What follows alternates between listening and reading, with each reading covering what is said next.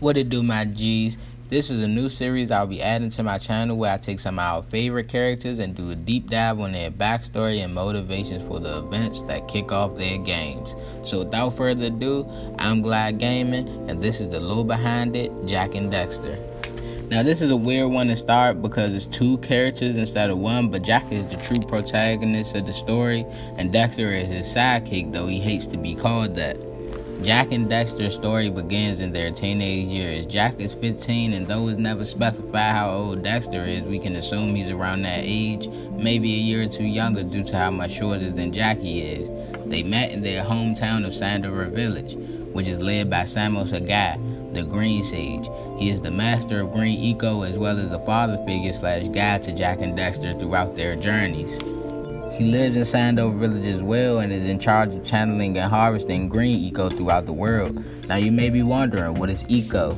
Eco is considered the life force of the world of Jak and Daxter and comes in many forms: red, blue, yellow, green, light, and dark eco, each with different effects. Now the last one, dark eco, is very important to their story and really is the catalyst that sets off their future games, but we're not going that far, so let's rein it back and talk about Jak specifically and all his traits and who he is.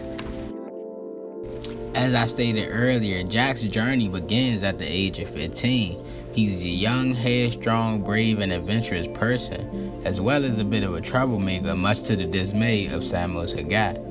Unlike his best friend Daxter, who while also being a troublemaker is a bit cowardly but loud and wisecracking, which is in direct contrast to Jak, who doesn't talk at all because he is mute at the time. He eventually breaks his silence in future installments, and it's not really explained why he was mute, but we can account that to tropes of earlier games of them wanting you to put yourself in the shoes of the main character and by not giving them a voice.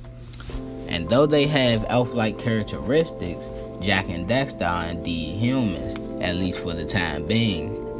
Now it is believed that dark eco contaminated their planet and changed everything in it to their new forms, or caused strange mutations, which explain the elf-like characteristics of Jak and Daxter and all the other strange characters that live amongst them in their world. Now a lot of people may not know this, but Jak is not Jak's real name. His birth name is Mar. Not the Mar, but a descendant of the House of Mar named after his ancestor and the original founder of Haven City. Now you may be wondering why in the game he goes by the name Jak instead of Mar, so we have to take it back to who Jak's parent was. Now fair warning, this reach spoiler territory, even though these games are pretty old. If you plan on playing Jak and Daxter, I would say stop the video here or skip ahead. Now the only known parent in Jak's lore is Damas, who appears in later games to help Jak, who unknown to him is his long lost son that he's been looking for years. The only person who knew was a character named Vigor. Vigor is one of the protagonists in Jak's journey who knew of his unusual ability to channel eco. We'll get back to him in a second, but let's continue with Damas. In Damas' efforts to help Jak and Daxter, Damas dies before he could find out that Jak was his son, handing him an amulet bearing the seal of Mar to identify his son. Also, just dying as Jak realized that he was his son due to receiving the amulet containing the seal of Mar. Now in comes Veer again, who tells him that this is true and that he was the one who took him from Damas as a young boy and with plans to exploit his powers of eco.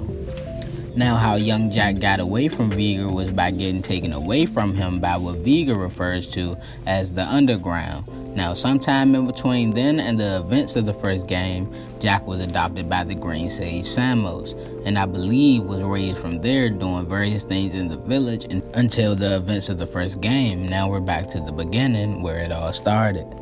Now I couldn't quite figure out what made Jak and Daxter travel to Misty Island to begin with, but I do know they were warned by Samos never to go there because of the dangers of the island. But due to the adventurous and brave characteristics of Jak that I stated earlier in the video, those warnings may have been exactly what made Jak want to travel there even more.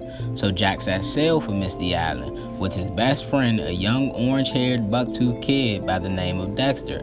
On arrival, they seen two figures talking to a group of lurkers and a pit of dark eco.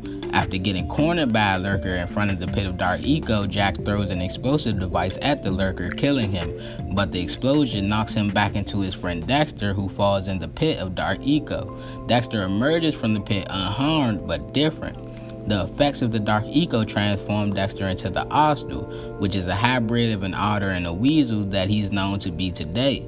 By escaping Misty Island and going back to the Green Sage for help on how to change his friend back, the Green Sage tells them that they must find the Dark Eco Sage, and thus, my G's, the adventures of Jax and Daxter begins.